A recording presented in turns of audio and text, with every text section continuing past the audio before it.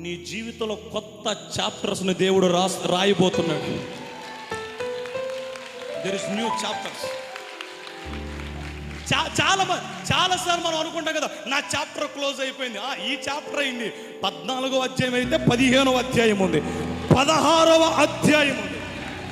There is more chapters. There is more chapters. హల్లెలూయా.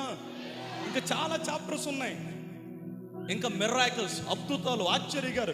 ఇప్పుడు దాకా ఫరో సైన్యము తరుముతుందనే చాప్టర్ నువ్వు చదివితే, ఎర్ర సముద్రం పాయలవుతుందని, యోర్దాను ఏకరాశుగా నిలబడుతుందని, ఆకాశము మన్నా కురిపిస్తుందని, పగలు మేఘస్తంభం, రాత్రి అగ్నిస్తంభం.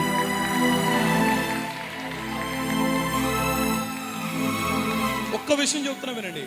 ఇజ్రాయేల్ ప్రజల జీవితాల్లో ఎర్ర సముద్రపు అనుభవము ముగింపు కాదు, అద్భుతాలకు అది ప్రారంభం.